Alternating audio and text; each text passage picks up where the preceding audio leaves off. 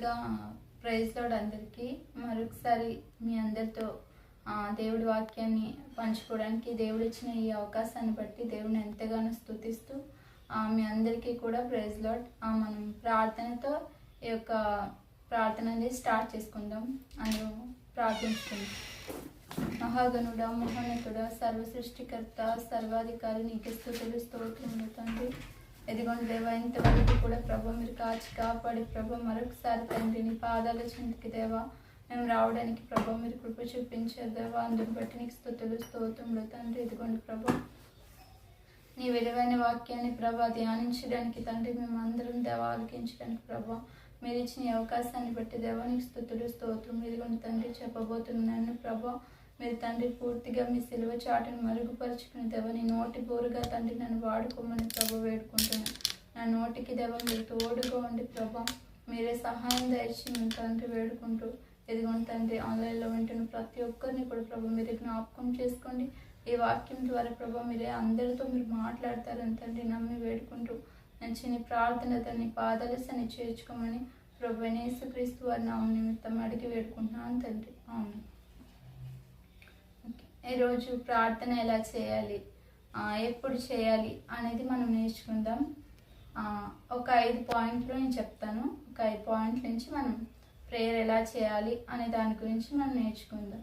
అయితే ప్రార్థన గురించి నేను కొన్ని మాటలు చెప్పి రిఫరెన్స్ వాక్యంలోనికి వెళ్దాం. అయితే ఏంటంటే ప్రార్థన అంటే ఏంటంటే ఒక భక్తుడు ఏమంటాడంటే ప్రార్థన చేయక నష్టపోయిన వారు ఉన్నారేమో కానీ ప్రార్థన చేసి నష్టపోయిన వారు ఎవ్వరూ లేరంట. ప్రార్థన చేయకపోతే మనం ఖచ్చితంగా నష్టపోతామేమో కానీ ప్రార్థన చేస్తే మనం ఎప్పటికీ నష్టపోము. ప్రార్థన చేస్తే దాన్ని ఖచ్చితంగా వింటారు. అయితే ఇంకొక భక్తుడు ఏమంటాడంటే మనం ఎప్పుడైతే మన మోకాలు నేలను తాకుతాయో మన స్వరం ఆకాశాన్ని అంటుతుంది. ఇది ప్రార్థన అని అన్నారు. ఇంకొక భక్తుడు ఏమంటాడంటే ప్రార్థన అంటే ఏంటంటే ప్రేయర్ ఈజ్ పవర్ఫుల్ వెపన్ అంటాడు. అంటే ప్రార్థన అనేది ఒక బలమైన ఆయుధం అంట. ఆ ఆయుధాన్ని మనం సరిగ్గా ఉపయోగిస్తేనే కదా. ఇప్పుడు ప్రార్థన అనేది ఒక ఆయుధం. ఇప్పుడు మన చేతిలో ఒక ఆయుధం ఉందంటే ఆ ఆయుధాన్ని సరిగ్గా ప్రయోగిస్తేనే కదా. ఒక పోలీస్ ఉన్నాడు అనుకోండి, ఒక దొంగ ఆయన ముందు వెళుతుంటే ఆయన చేతిలో ఒక గన్ ఉందనుకోండి, అది సరిగ్గా ఉపయోగిస్తేనే కదా ఆ యొక్క వ్యక్తికి తగులుకొని ఆ వ్యక్తి కింద పడతాడు. లేకపోతే ఆ యొక్క వెపన్ సరిగ్గా ఉపయోగించకపోతే ఆ పోలీస్ ఆయన అది సరిగ్గా తగిలిపోతే ఆ దొంగ కూడా పారిపోతాడు. అలాగే మనం కూడా ఏంటంటే విశ్వాస జీవితంలో ప్రార్థన అనేది ఒక ఆయుధం అయితే ఆ ఆయుధాన్ని మనం సరిగ్గా ఉపయోగించాలి. ఈరోజు ఎలా ఉపయోగిస్తున్నాం మనం అది చూసి మనం నేర్చుకుని ప్రార్థన ఎలా చేయాలి, ఎప్పుడు చేయాలంటే యాకోబు పత్రిక 5వ అధ్యాయం 13 వచనం ఒకసారి చూద్దాం. మీలో ఎవరికైనాను శ్రమ సంభవించినా అతడు ప్రార్థన చేయవలను, ఎవరికైనాను సంతోషం కలిగిన అతడు కీర్తనలు పాడవలను. శ్రమ, మన జీవితంలో శ్రమ వస్తే మనం ఏం చేయాలంటే ప్రార్థన చేయాలంట. మన జీవితంలో ఆనందం వస్తే మనం ఏం చేయాలంటే ప్రార్థన చేయాలి. ఇప్పుడు మీకు శ్రమ వచ్చిందనుకో ఏం చేస్తున్నారు? ఈరోజు చాలామంది శ్రమ వస్తే ఏదేదో చేస్తారు కానీ ప్రేయర్ చేయాలి. ఈరోజు నాకు ఈ బాధ ఉంది, ఈరోజు ఈ శ్రమ వచ్చింది, దేవుడి సన్నిధికి వెళ్ళాలి, దేవుడితోనే ఈ బాధ అంతా చెప్పుకోవాలి అనుకునే వారు ఎంతమంది ఉన్నారు? ఎవరికో చెప్తారు, లేదా అరుగుడి మీద కూర్చొని ఏవో మాటలు అంటే అక్కడ కూర్చొని వాళ్ళ దగ్గరికి వెళ్ళి ఏవో చెప్తారు. కానీ నాకు ఈ బాధ వచ్చింది, ఆ యొక్క బాధను దేవుడితో చెప్పుకుంటేనే తీరుతుంది, ఆ యొక్క హృదయం అంతా తేలికవుతుంది అనే వాళ్ళు ఎంతమంది ఉన్నారు? ఇప్పుడు బాధ నిజంగా చెప్తాను, బాధ ఉంటే మన మనసులో ఏదో ఒక సమస్య ద్వారా ఖచ్చితంగా మన హృదయం అనేది గాయపడుతుంది. అప్పుడు మనం ఏం చేయాలంటే దేవుడి సన్నిధికి మనం వెళ్ళి మన హృదయాన్నంతా ఆయన సన్నిధిలో కుమ్మరించి కన్నీరుతో ఆయన సన్నిధిలో మనం ఎప్పుడైతే వేడుకుంటామో హృదయం అంతా చాలా తేలికైపోతుంది. ఎందుకంటే ఆయన వింటారు కాబట్టి, వినే దేవుడు కాబట్టి మన దేవుడు. మనం ఏం చేయాలి? దేవుడి సన్నిధికి వెళ్ళి ప్రార్థించాలి. మరి ఆనందం వస్తే, శ్రమ వస్తే దేవుడి సన్నిధికి వెళ్ళాలి. మరి ఆనందం వస్తే, ఆనందం వచ్చినా కూడా దేవుడి సన్నిధికి వెళ్ళి కీర్తనలు పాడాలంట. అంటే దేవుని స్తుతించాలి. కానీ ఈరోజు ఆనందం వస్తే ఎక్కడెక్కడో వెతుక్కుంటారు, లేకపోతే ఇంకెక్కడికో వెళ్తారు. ఎక్కడ ఏ పార్కులు ఉన్నాయి, ఎక్కడ ఏ బీచ్లు ఉన్నాయి, హైదరాబాద్ పార్క్ వెళ్దాం, ఇలాంటివి ఎన్నో ఆలోచనలు వస్తాయి. కానీ ఈ సంతోషం వచ్చింది దేవుడి సన్నిధికి వెళ్దామన్న వాళ్ళు ఎంతమంది ఉన్నారు? మీ యొక్క పుట్టినరోజు వస్తుంది, ఆ పుట్టినరోజు రోజు ఎవరితో మీరు ఎక్కువ టైం స్పెండ్ చేస్తారు? ఏ బట్టలు కొనుక్కోవాలి, ఏ బట్టలు కొనుక్కోవాలి, లేదా ఎలాంటి కేక్ కట్ చేయాలి, ఎలా డెకరేషన్ చేసుకోవాలి, ఇవే ఆలోచిస్తారు. కానీ ఈ డే దేవుడు ఇచ్చాడు.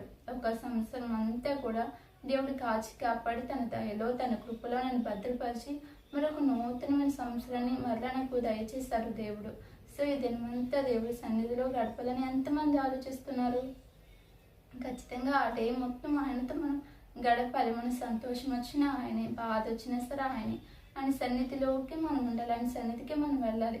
అప్పుడే మనం దేవుడిని ఖచ్చితంగా మనం అనుభవించగలుగుతాం. ఖచ్చితంగా ఆయన సన్నిధిలో మనం ఎప్పుడైతే ఉంటామో ఆ ఫీల్ అనేది మనకు తెలుస్తుంది. ప్రార్థన ఎప్పుడైతే మనం చేస్తామో ప్రతి విషయంలో కూడా, ప్రతిదీ కూడా మన ఏదైనా సరే ప్రార్థనే మన జీవితంలో ఫస్ట్ స్థానమై ఉంటే మనం ఖచ్చితంగా దేవుడికి నచ్చే వ్యక్తులుగా, దేవుడు మెచ్చే వ్యక్తులుగా మన భక్తిని కూడా మనం కొనసాగించగలుగుతాం.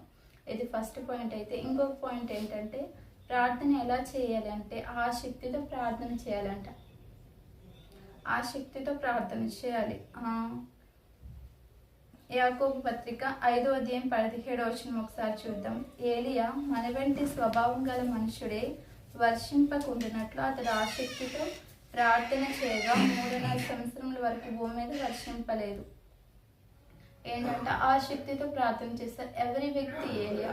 అయితే యాకోబు గారు ఎందుకు ఒక ఉన్న బలంగా ఏలియా గారిని తెర మీదకి ఎందుకు తీసుకొస్తున్నారు, ఆయన గురించి ఎందుకు మాట్లాడుతున్నారంటే మనం ఏలియా గురించి చదివినప్పుడు, ఆయన యొక్క జీవిత వృత్తాంతనంతా మనం తెలుసుకున్నప్పుడు ఏలియా గారి గురించి మనం తెలుసుకున్నప్పుడు మనం ఏమనుకుంటామంటే ఆయన ఒక గొప్ప వ్యక్తి. ఓకే, భక్తుడు, గొప్ప వ్యక్తి, గొప్ప భక్తుడు ఏం కాదనట్లేదు. కానీ గొప్ప వ్యక్తి, గొప్ప భక్తుడు, ఆయనకి దేవుడు ఇంకా అంటే పవర్స్ ఇచ్చాడు. ఎందుకంటే వర్షం పడలేదంటే అది ఒక్కరోజు కాదు, 2 రోజులు కాదు, 3.5 సంవత్సరముల వరకు అసలు భూమి మీద వాన పడలేదు అంటే అది మాటలు కాదు కదా. సో అలాంటిది మనం విన్నప్పుడు మనం ఏమనుకుంటామంటే ఖచ్చితంగా మనకు ఒక ఆలోచన వస్తుంది. దేవుడు ఖచ్చితంగా ఏలియా గారికి ఒక పవర్ ఇచ్చారు, ఖచ్చితంగా ఆయన దగ్గర పవర్స్ ఉన్నాయి, దేవుడు ఇచ్చాడు, అందుకే ఆయన ప్రార్థన చేస్తే వాన పడలేదని మనం అనుకుంటాం. కానీ యాకోబు గారు క్లియర్గా చెప్తున్నారు ఏమనంటే ఏలియా మన వంటి స్వభావం గల మనుష్యుడే. అంటే మనలాంటి వ్యక్తే, మనలాగే ఆయన కూడా దేహం ఉంటుంది, మనలాగే అన్ని ఫీలింగ్స్ కానీ ఏదైనా సరే మనలాంటి వ్యక్తి ఆయన కూడా. మనం ఎలా దేవుడికి ప్రార్థించామో, మనం ఎలా దేవుడి పట్ల భయభక్తులు కలిగి ఉన్న ఆయన కూడా అంతే. కానీ ఆయనతో మనం పోల్చుకునేంత కాదు. కానీ ఇక్కడ అంటున్నాను మనలాంటి వ్యక్తి అంటున్నాం, మన వంటి స్వభావం కలిగిన వ్యక్తి అంట. మరి ఎందుకు ఏలియా గారు ప్రార్థన చేస్తే 3.5 సంవత్సరంలో ఆ యొక్క వాన పడలేదు అంటే ఆయన ఏం చేశారంటే అక్కడ భక్తుడు రాశాడు ఆసక్తితో ప్రార్థన చేశాడంట. ఆసక్తి ఉంటే నేను నా జీవితం పట్ల ప్రార్థనపై ఆసక్తి మనం ఉంది, ప్రార్థన చేస్తాం. ఓకే, ఆసక్తి ఎంత ఉంది, దేవుడు ఖచ్చితంగా చేస్తాడని ఆ యొక్క ఆసక్తితో మనం ప్రార్థన చేస్తేనే కదా అది జరుగుతుంది. ఏదో ప్రార్థన చేసేసాంలే అది జరుగుతుందో లేదో అన్నట్టు మనం ప్రార్థన చేస్తే ఎలా జరుగుతుంది? ఈయన ఆసక్తితో ప్రార్థన చేశారు, నేను ప్రార్థన చేస్తున్నాను, ఖచ్చితంగా వాన పడదు, ఈ 3.5 సంవత్సరంలో కూడా దేవుడు ఖచ్చితంగా వాన భూమి మీద కురిపించడు అని ఒక ఆసక్తితో ఇంట్రెస్ట్ ఉండదు ఫస్ట్. ఆయన ఆసక్తితో ఎప్పుడైతే ప్రార్థన చేశారో ఖచ్చితంగా 3.5 సంవత్సరాల వరకు భూమి మీద వాన పడే తర్వాత మళ్ళీ ఆయన ప్రార్థన చేస్తే కానీ వాన పడింది. అలాంటి ఆసక్తి అంటే ఆయన పట్ల ఆయనకు ఆసక్తి ఉంది, ప్రేయర్ ఆసక్తితో చేస్తారు కాబట్టి ఆ యొక్క భక్తుడు చేసిన ప్రార్థనకు దేవుడు జవాబు ఇచ్చాడు. ఈరోజు నువ్వు కూడా అంతే, నువ్వు ఆసక్తితో ప్రార్థన చేయు. నీ లైఫ్లో ఏమైనా సరే కానీ ఆసక్తి నీలో ఉంటే నీకు ఏదైనా సరే సమస్యనా లేకపోతే నువ్వు దేనికోసం అడుగుతున్నావా అది నీకే తెలుస్తుంది. సరే దేనికోసం అడిగినా సరే దేవుడు ఖచ్చితంగా చేస్తాడు, నా దేవుడు చేయగలడు, నా దేవుడు ఏదైనా చేయగలుగుతాడు అనే ఒక ఆసక్తితో దేవుడిపై నమ్మకం విశ్వాసంతో మనం చేస్తే ఆయన ఖచ్చితంగా చేస్తారు. ఏలియా గారు ప్రార్థన చేస్తే విన్న దేవుడు మనం ప్రార్థన చేస్తే వినడా? భక్తుడు అంటున్నాడు ఆయన కూడా మనలాంటి వ్యక్తి. మనలాంటి వ్యక్తి అంటే సేమ్ మనలాంటి వ్యక్తి ఆయన కూడా. మనం ఎలా అయితే దేవుడు ఆయన భయభక్తులుగా ఆయన కూడా అలాగే ఉన్నారు. ఆయన ఎలా అయితే ఆసక్తితో ప్రార్థన చేస్తారో నువ్వు నేను కూడా ఆయన ఎంత ఆసక్తి కలిగి ప్రార్థన చేస్తే ఆయన ఖచ్చితంగా వినే దేవుడు. ఇంకొకటి చూద్దాం. 3వ పాయింట్ ఏంటంటే విసుకక ప్రార్థన చేయాలి. ఏంటంటే 3వది విసుకక ప్రార్థన చేయాలి. లోకస్వార్త 18వ అధ్యాయం మొదటి వచనం చూద్దాం. లోకస్వార్త 18వ అధ్యాయం మొదటి వచనం. వారు విసుగక నిత్యం ప్రార్థన చేయుచుండవలననుటకు ఆయన వారితో ఈ ఉపమానం చెప్పాను. ఏ ఉపమానం అంటే, అక్కడ ఒక న్యాయాధిపతి ఉంటాడు. అయితే ఆయన ఎలాంటి వ్యక్తి అంటే మంచి వ్యక్తి కాదు, ఆయన చెడ్డ వ్యక్తి. అక్కడ ఒక విధవరాలు కూడా ఉంటుంది. అయితే ఈ యొక్క న్యాయాధిపతి ఏం చేస్తాడంటే, ఎవరు వచ్చినా సరే ఆయన దగ్గరికి, ఎలాంటి వ్యక్తులు వచ్చినా సరే కానీ న్యాయం తీర్చడు. ఆయన ఒక అధికారంలో ఉన్నా సరే కానీ దేవుడు అంటే భయం లేదు, దేవుడికి భయపడ్డు, మనుషులు కూడా భయపడ్డు. ఆయన ఎవరికి కూడా భయపడకుండా, ఏది కూడా చేయకుండా ఎంతో మంది ఆయన దగ్గరికి వస్తారు. ఇప్పుడు న్యాయాధిపతి అంటే ఏంటి? న్యాయం తీర్చాలి కదా. న్యాయం ఏంటి, అన్యాయం ఏంటి, అవన్నీ కూడా ఆయన తీర్చాలి. కానీ అవి ఏవి కూడా ఆయన తీర్చరు, అసలు పట్టించుకోకుండా ఉంటారు. అయితే ఈ యొక్క విధవరాలు ఏం చేస్తుందంటే, ఆయన దగ్గరికి వస్తుంది. ఆయన దగ్గరికి వచ్చి నాకు న్యాయం తీర్చు అని అడుగుతుంది. అయితే ఈయన ఎలాంటి వ్యక్తి? మంచి వ్యక్తి కాదు కాబట్టి న్యాయం తీర్చుడు. అయితే ఆమె ఏం చేస్తుందంటే, రిపీటెడ్గా వస్తూ ఉంటుంది. అంటే ఒక్కసారి 2 సార్లు కాదు. ఈ యొక్క వ్యక్తి ఎదుటి వాళ్ళు విసిగిస్తే ఈమె విధవరాలు వెళ్ళి న్యాయాధిపతిని విసిగిస్తుంది. అంతలాగా విసుగకుండా ఏమో వెళుతూనే ఆయన దగ్గరకు వెళుతూనే ఉంటుంది. నాకు న్యాయం తీర్చండి, నాకు న్యాయం తీర్చండి అని అడుగుతూనే ఉంటుంది. ఇంకా ఆయన ఏం చేస్తారంటే, ఆమె యొక్క మాటలకి ఆమె అన్నిసార్లు వచ్చేసరికి విసిగిపోయి ఆమెకి న్యాయం తీర్చేసి పంపించేస్తారు. అందుకే ప్రభు అంటున్నారు, మీరు కూడా అలా విసుగకుండా ప్రార్థించాలి. అన్యాయస్తుడైన ఆ వ్యక్తి ఆ విధవరాలు మాటికి వెళ్ళి అడిగితే న్యాయం తీర్చిన యొక్క న్యాయాధిపతి, మీ దేవుడు అంతకంటే గొప్పవాడు కదా. మీ దేవుడు మీరు ఆ మాటికి మీరు అడిగితే ఖచ్చితంగా న్యాయం తీరుస్తారు. ఖచ్చితంగా మీరు ఏదైతే అడుగుతున్నారో దాన్ని ఖచ్చితంగా జవాబిస్తారు. మీరేం చేయాలని విసిగిపోకూడదు. ఆయమ్మ కానీ ఒకవేళ కానీ ఆ విధవరాలు కానీ విసిగిపోయి ఉంటే ఖచ్చితంగా ఆమె న్యాయం అనేది పొందుకుని ఉండదు, వేరొకరిని చూసుకుని ఉండదు. కానీ ఆమె ఏం చేసిందంటే, ఎలా అయినా సరే ఈయన నాకు న్యాయం తీర్చాలి, ఈ యొక్క న్యాయాధిపతి నాకు న్యాయం తీర్చాలి అని ఆమె ఎప్పుడైతే ఆసక్తి విసుగకుండా మాటికి వెళ్ళిందో అప్పుడు ఆ న్యాయాధిపతి విసుకుపోయాడు. ఇప్పుడు మనం కూడా దేవుణ్ణి అడిగేటప్పుడు విసుకుపోకుండా ఆయన అడుగుతూ, దేవా ఇది నాకు, మనం ఏదైతే అడుగుతున్నామో అది విసుకుపోకుండా మనం ఎప్పుడైతే అడుగుతామో, ఆయన కూడా నా బిడ్డ ఇంతలా అడుగుతుంది కాబట్టి ఖచ్చితంగా నా బిడ్డకి ఇది కావాలేమో అని ఖచ్చితంగా ఆయన ఇస్తారు. ఆ న్యాయాధిపతి ఇచ్చినప్పుడు ఆయన చెడ్డ వ్యక్తి, ఆయన మంచి వ్యక్తి కాదు. ఆయన సరే కానీ ఆ విధవరాలు మాటికి అడగడం వల్ల ఇచ్చారు. ఆ న్యాయం తీర్చని మన దేవుడు ఇంకా గొప్పవాడు. మన దేవుడు అన్యాయస్తుడు కాదే. ఆయన ఒక మాట అంటారు, మీ తల్లిదండ్రులు ఎవరికైనా సరే కానీ ఒక చేపని అడిగితే పాముని ఇస్తారని ఒక మాట ఆయన చెప్తారు. మన తల్లిదండ్రులు మనం ఏదైనా అడిగితే వాళ్ళు మనకి ఏమి ఇస్తారు? మంచిదే ఇస్తారు. తల్లిదండ్రులైన వీరే మనకి ఎంత మంచిది ఇస్తే మన పరమ తండ్రి మనకి ఇంకెంత మంచిది ఇస్తారు. మన పరమ తండ్రి మనం అడిగితే ఇంకెంత శ్రేష్టమైన మనకు దయచేస్తారు. మనం ఏం చేయాలంటే విసిగిపోకూడదు. ఫస్ట్ మనం ఏం చేయాలంటే ఆసక్తితో ప్రార్థన చేయాలి. ఇప్పుడు విసుగకుండా ప్రార్థన చేయాలి. ఇంకొకటి మన శ్రమ అయినా సరే, ఆనందంలో అయినా సరే కానీ మనం ఎప్పుడు కూడా ప్రేయర్కి ఫస్ట్ మనం ఇంపార్టెన్స్ ఇవ్వాలి. ఇంకోటి 4వది ఏంటంటే, 4వది చూద్దాం. పెందల కాడ లేచి ప్రార్థన చేయాలి. మార్కు సువార్త 1వ అధ్యాయం 37వ వచనం. ఆయన పెందల కాడ లేచి ఇంకను చాలా చీకటి ఉండగానే బయలుదేరి అరణ్య ప్రదేశానికి వెళ్ళి అక్కడ ప్రార్థన చేయుచుండెను. నేను ఎవరంటే ప్రభు ఏం చేస్తున్నారంటే, పెందల కాడ లేచి అంటే ఇంకా చాలా చీకటి ఉంది. టైం ఎంత ఉండదు మనకు తెలియదు. చాలా చీకటి అంటే 2 అవ్వచ్చు, లేదా 1 గంట అవ్వచ్చు, లేదా 3 అవ్వచ్చు. ఆ టైంలో లేచి ఆయన ఏం చేస్తున్నారంటే అరణ్యానికి వెళ్ళి ప్రార్థన చేస్తున్నారంట. ఈరోజు నువ్వు నేను కూడా ఏం చేయాలంటే వేకువజామునే, బైబిల్లో మాట ఉంటుంది, వేకువజామునే ఇంకా ఏది కూడా ఆయన సృష్టించిన సూర్యుడు ఇంకా రాకముందే ఆయన చేసిన పక్షులు ఇది ఏదైతే సృష్టి ఉందో ఆ సృష్టి అంతా కూడా ఇంకేది కూడా లేకముందే మనం ఫస్ట్ దేవుడి సన్నిధిలో మనం మోకరించి ప్రార్థన చేయాలి. ప్రభువే వేకువజామునే చీకటి ఉండగానే ప్రార్థన చేస్తారంటే నువ్వు నేను ఎప్పుడు లేవాలి? ఇంకా తెల్లవాలి అంటే ఇంకా ముందే లేగాలి. ఇంకా ముందే మనం ఆయనకి ప్రార్థన చేయాలి. దేవుడు ఇంకొక నూతన రోజు ఇచ్చారంటే ఎంతోమంది ఆ డేని చూడలేని వారు వారి దగ్గర ధనం ఉన్నా సరే, వారి దగ్గర అందం ఉన్నా, వారి దగ్గర ఏమున్నా సరే వారు ఎంత గొప్ప వారైనా సరే కానీ మనకి ఇచ్చిన ఆ దినాన్ని లేదా ఈరోజు మనం చూసుకుంటే ఈరోజు ఎందరో మరణించి ఉంటారు. వాళ్ళకంటే మనం ఏమైనా గొప్ప వాళ్ళమా, వాళ్ళకంటే మనం ఏమైనా ఉన్నత స్థితిలో ఉన్న వాళ్ళమంటే కాదు. కానీ దేవుడి కృప, మరి అలాంటి కృప ఇచ్చిన దేవుని మనం వేకువజామున లేచి ప్రార్థించొద్దా, ఆయనకి ప్రార్థన చేయొద్దా? ఖచ్చితంగా మనం ప్రార్థన అనేది చేయాలి. వేకువజామున ఇంకేది లెగకముందే మనం ఆయన సన్నిధిలో ప్రార్థించి, దేవా ఈ దినం ఇచ్చినందుకు నీకు స్తుతులే అని మనం ఎప్పుడు చెప్పగలగాలి.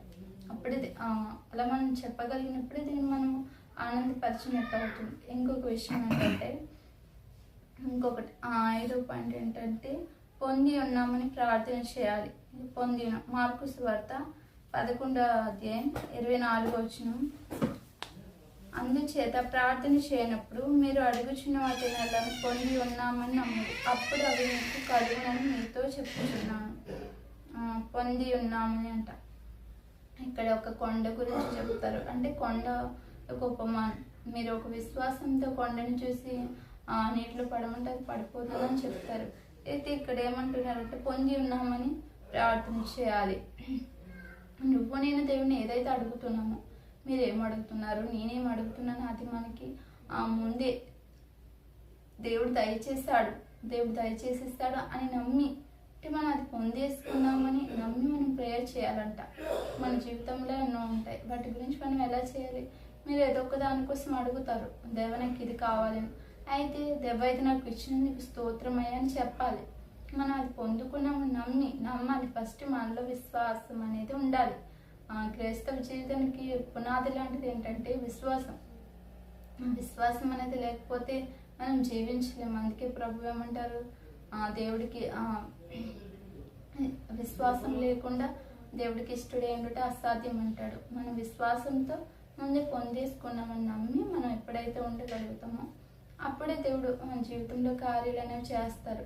సో ఇదంతా కూడా మీరు విన్న ప్రార్థన ఎలా చేయాలి, ఎన్ని పాయింట్ చెప్పాలంటే 5 పాయింట్. ప్రార్థన ఎలా చేయాలి అంటే, ఫస్ట్లో శ్రమ వచ్చినా సరే ఆనందం వచ్చినా సరే కానీ ప్రార్థన మనం చేయాలి. ఇంకోటి ఏంటంటే విసుకక ఆసక్తితో ప్రార్థన చేయాలి. 2వది. 3వది విసుకక ప్రార్థన చేయాలి. 4వది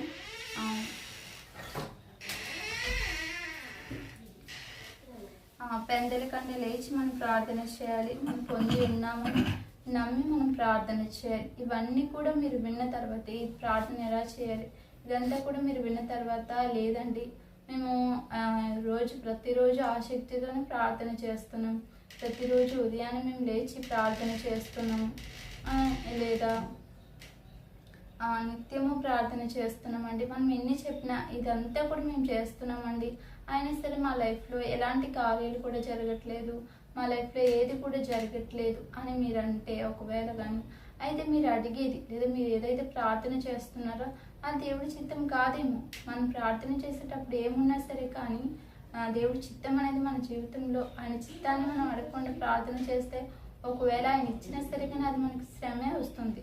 అది మనకి ఇచ్చినా సరే ఒక రోజు అయితే మనకి బాధని మిగులుస్తుంది. ప్రార్థన మనం ఎంత ఆసక్తితో చేసినా, ఎంత విసుకోకుండా మనం ప్రార్థన చేసిన సరే కానీ దేవుడిని మనం ప్రార్థన చేసేటప్పుడు లాస్ట్లో ఒక మాట మాత్రం ఖచ్చితంగా చెప్పాలి. అదేంటంటే, దేవా నీ చిత్తం అయితే, మనం ఏదైతే అడుగుతున్నామో దేవా నీ చిత్తం అయితే నీ చిత్తం అయితే ఇది జరిగించేయా, నీ చిత్తం కాకపోతే వద్దయ్యా అని మనం అడగాలి. మనం అడుగుతున్నాం రెస్ట్గా నీ చిత్తం, ఒకవేళ నీ చిత్తం కాకపోతే అది మనకు మంచిది కాదు. ఇప్పుడు మనం అడుగుతున్నాం, ఏదైతే అడుగుతాం మన జీవితంలో జరగట్లేదండి, ఎన్నో రోజుల నుండి, 1 సంవత్సరం నుండి లేదా 2 సంవత్సరం, ఎన్నో సంవత్సరాల నుండి దేవుడి దగ్గర మొరపెడుతున్నామండి, విసుకకుండా అలసిపోకుండా ప్రతిరోజు అడుగుతున్నామండి, కానీ మా జీవితంలో ఆయన మాత్రం కార్యాలు జరగట్లేదండి, అది ఆయన చిత్తం కాదేమో, అది మీ ఆత్మీయ జీవితానికి మంచిది కాదేమో. ఎందుకంటే సర్వం ఎరిగిన దేవుడు, ఆయనకి ఏదైనా తెలుసు, మనకి ఏది మంచిది, ముఖ్యంగా మన ఆత్మీయ జీవితానికి ఏది మంచిదో ఏది మంచిది కాదో తెలిసిన దేవుడు, తెలిసిన ప్రభువు, నువ్వు అడిగేది నీకు మంచిది కాదేమో, అందుకే ఆయన చేయట్లేదేమో. ఈ రోజు నుంచి నీ చిత్తం ఏంటో అడుగు. దేవా ఇన్ని రోజు నేను ప్రార్థన చేశాను, అయితే అది నీ చిత్తమో అవునో కాదో నేను తెలుసుకోకుండా ప్రార్థన చేశాను, ఎప్పుడు అడుగుతున్నానయ్యా అది నీ చిత్తం అయితే జరిగించు, లేదా నీ చిత్తం కాదు అంటే అది జరిగించొద్దని అడగాలి. ఒకవేళ కానీ ఆయన చిత్తం కాకుండా మనం మాటికి దేవా నాకు ఇచ్చే, దేవా ఇచ్చే అని మనం ప్రార్థన చేస్తాం అనుకోండి, ఒకవేళ కానీ అది ఖచ్చితంగా ఇచ్చేస్తారు. ఒకరోజు బిలాం ఏం చేస్తారు, బిలాం దగ్గరికి బిలాం వెళ్తారు. ప్రభు అంటారు, వెళ్ళనా ప్రభు అని బిలాం అడుగుతారు. అయితే ఏమంటారంటే వెళ్ళొద్దు నువ్వు అని చెప్తారు. ఏమంటారు, వెళ్ళొద్దు నువ్వు, వాళ్ళు ఇశ్రాయేల్ ప్రజల్ని శపించడానికి నేను పిలుస్తున్నాను, వెళ్ళొద్దు బిలాం అంటే ఆయన ఏమంటారు, వద్దంటే మళ్ళీ నెక్స్ట్ టైం మళ్ళీ అడుగుతారు. అప్పుడు ఏమంటారు, ప్రభు అయితే వెళ్ళైతే అంటారు. వెళ్ళిన తర్వాత ఏం జరుగుతుంది, ఖడ్గాన్ని పెడతారు. అంటే ఒకవేళ ఆ గాడిద కానీ ఆ రోజు కానీ ఆయన కానీ త్రిప్పకపోతే ఖచ్చితంగా ఆ యొక్క దేవదూత బిలాం చంపేసేది. అలాంటిది అంటే దేవుడు మన జీవితంలో ఆయన చిత్తం కాకపోతే మనం అడగకూడదు.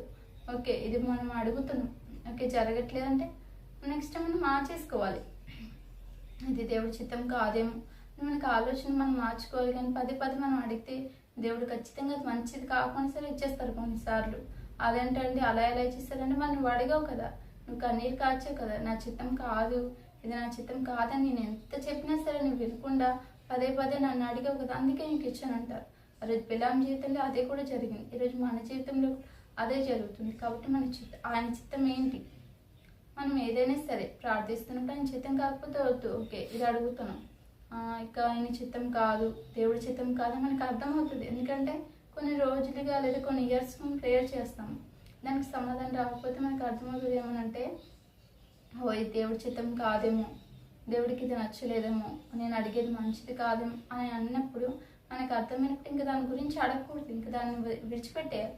అలా కాకుండా పదే మనం అడిగితే దేవుడు ఖచ్చితంగా మనకి ఇచ్చేస్తారు. అప్పుడు మనం ఖచ్చితంగా నష్టాన్ని మనం చూస్తాం. కాబట్టి ఈరోజు మీరు ప్రార్థన చేస్తున్నప్పుడు ఎలా చేస్తున్నారో మీరు ఒకసారి ఆలోచించుకోండి. ఒకవేళ ఇవన్నీ లేకుండా వీటిలో ఏది కూడా ఆసక్తితో ప్రార్థన చేయకుండా, విసుకకుండా మీరు ప్రార్థన చేయకుండా, ఈ 5 పాయింట్స్లో ఏది కూడా మీరు ఒకవేళ లేకుండా ప్రార్థన చేసేటప్పుడు ఇవేవి కూడా చేయకుండా ప్రార్థన చేస్తే ఈ రోజు కాడి నుంచి వీటన్నిటినీ కూడా ఆసక్తితో ప్రార్థన చేయడం, విసుకకుండా ప్రార్థన చేయడం, పొంది ఉన్నామని ప్రార్థన చేయడం, ఉదయాన్నే లేచి ప్రార్థన చేయడం చేయండి. ఒకవేళ లేదు ఇవన్నీ కూడా చేస్తున్నామంటే మీరు అడిగేది ఏదో దేవుడి చిత్తం కాదని మీరు గ్రహించి తెలుసుకుని దేవాని చిత్తం ఏదో అది మా జీవితంలో జరిగించాయని మనం అందరం ప్రార్థన చేయగలం. దేవుడు నా జీవితంలో ఖచ్చితంగా కార్యాలను ఆయన ఖచ్చితంగా చేస్తారు. మనం ప్రార్థించేది ఏదైనా సరే, ప్రార్థన చేస్తే ఏదైనా సరే జరుగుతుంది. ప్రార్థన చేస్తే ఎరుకు గోడలు పడిపోయి, ప్రార్థన చేస్తే ఎర్ర సముద్రం పాయలైపోయింది. ఒక్కరు కాదు, ఇద్దరు కాదు, భక్తుల జీవితాలు ప్రార్థనతో ఏదైనా సరే సాధించారు. మనకు తెలుసు దానియేలు గురించి. దానియేలు ఏం చేస్తారు, నెబుకద్నెజర్ రాజు ఒక కల కంటారు. ఆ కల భావాన్ని ఎవరు కూడా చెప్పలేకపోతారు. అక్కడున్న ఎవరైతే సోది చెప్పేవారు ఇలాంటి చాలా మంది ఉంటారు అక్కడ. వాళ్ళందరినీ కూడా రాజు పిలిస్తే ఒక్కరు కూడా చెప్పలేకపోతారు. కానీ దానియేలు మాత్రం ప్రార్థన చేసుకుని చెప్తారానికి ఆ భావం ఎలా తెలిసింది, నేను ఎలా చెప్పగలిగారంటే ప్రార్థన చేసుకున్నారు ఆయన. మనం కూడా ప్రార్థన చేసుకుంటే ఏదైనా సరే ఖచ్చితంగా కార్యాలు మన జీవితంలో ఆయన చేస్తారు. మన నమ్మకంతో, విశ్వాసంతో, ధైర్యంతో ఉంటే నా జీవితం పట్ల దేవుడు ఖచ్చితంగా కార్యాలను చేస్తారు. యొక్క చిన్న వాక్యాన్ని దేవుడు మన వెనుకల్లో దీవించి ఫలింపజేసి ఆశీర్వదించును కాక. ఆమె మనం ప్రార్థన చేసుకుందాం. మహాగణుడ, మహోన్నతుడ, సర్వ సృష్టికర్త, సర్వాధికారి, నీకు స్తుతులు స్తోత్రములు తండ్రి. ఎదిగోండి ప్రభు, మరొకసారి నీ బిడ్డలతో మాట్లాడడానికి ప్రభు నీ వాక్యాన్ని తండ్రి చెప్పడానికి ప్రభావం మీరు నాకు ఇచ్చిన అవకాశాన్ని బట్టి తండ్రి నీకు స్తుతులు స్తోత్రములు. ఎదిగోండి తండ్రి ప్రభావం మాలో ఎవరైనా తండ్రి లైవ్లో చూస్తున్న వారిలో ఎవరైనా ప్రభా ఆసక్తితో ప్రార్థన చేయకుండా ఉంటే మీరు ఆసక్తిని వారిలో పుట్టించండి. ప్రార్థన చేసేటప్పుడు తండ్రి ఆసక్తితో, ఏలియా గారు ఎలా అయితే ప్రభు ఆసక్తితో ప్రార్థన చేస్తారు ప్రభు, మేము కూడా అలా ఆసక్తితో ప్రార్థన చేయడం మాకు నేర్పించండి తండ్రి. అలాగే ప్రభు విసుకోకుండా తండ్రి ఆ విధవరాలు ఎలా అయితే తండ్రి మాటికి వెళ్ళే న్యాయాధిపతి దగ్గర ఎలా అయితే ఖచ్చితంగా నేను న్యాయం ఎలా అయితే తీర్చుకుంటాను తను ఎలా అయితే వెళ్ళిందో ప్రభు, మేము కూడా తండ్రి విసుకోకుండా మా ప్రార్థన చేయడానికి మాకు సహాయం దయచేయండి. మేము ఏదైతే తండ్రి మీ దగ్గర అడుగుతున్నామో అది మాకు జరిగిందని తండ్రి మేము నమ్మి విశ్వాసంతో పొందుకున్నామని నమ్మిదేవా ప్రార్థించడం కూడా మాకు నేర్పించండి. ఇదిగోండి ప్రభా, మాకు ప్రతి విషయంలో మీరు తోడుగా ఉండండి. ఇదిగోండి తండ్రి ఇప్పటి నుంచి ప్రభా ఇకనైనా ప్రభా మీ చిత్తం కాకుండా మాలో ఎవరిమైనా తండ్రి ప్రార్థిస్తున్నాం. మేము సంవత్సరాల నుండి ప్రభా నెలల నుండి మేము ప్రార్థించిన మా జీవితంలో కార్యాలు జరగట్లేదు అంటే అది మీ చిత్తం కాదు మా ప్రభు. మీ చిత్తం కాకుండా ప్రభా మేము ప్రార్థన చేస్తున్నాం, మీరు మమ్మల్ని జ్ఞాపకం చేసుకుని ప్రభు మీ చిత్తం కాలేనిది ఏది కూడా మా జీవితాలకు అది మంచిది కాదు ప్రభు. అది మాకు శ్రమను బాధను దుఃఖాన్ని మాత్రమే తండ్రి మిగులుస్తుంది. అలా మా జీవితాలు ఉండకుండా ప్రభు నీ చిత్తానుసారంగా ప్రార్థించడం, నీ చిత్తానుసారంగా జీవించడం, నీ చిత్తానుసారంగా బ్రతకడం తండ్రి మా అందరికీ ప్రభు మీరు నేర్పించమని తండ్రి వేడుకుంటూ ఇదిగోండి ఎవరైతే తన్ని వాక్యాన్ని విన్నారో వారందరినీ ప్రభు ఆత్మీయంగా బలపరచమని విన్న వాక్యాన్ని ప్రభు నిష్ప్రయోజనంగా తండ్రి ఎవరు కూడా ప్రభు విడిచిపెట్టకుండా తండ్రి ఇదిగోండి విన్న వాక్యాన్ని ప్రభు హృదయంలో భద్రపరచుకోవడానికి మీరు సహాయం దయచేయండి. వాక్యానుసారంగా జీవించే జీవితాలంతా నీ బిడ్డలందరికీ కూడా ప్రభు మీరు దయచేయమని తండ్రి వేడుకుంటూ ఇదిగోండి నీకు లేని ప్రభు నీ బిడ్డల ముందు నన్ను నిలబెట్టినందుకు కూడా ప్రభు నీకు స్తుతులు స్తోత్రములు చెల్లించుకుంటూ నచ్చిన ప్రార్థన తన దీని ప్రార్థన పాదలసన చేర్చుకోమని ప్రభు యేసుక్రీస్తు వారి నామం నిమిత్తం అడిగి వేడుకుంటున్నాను తండ్రి. ఆమేన్. Thank you.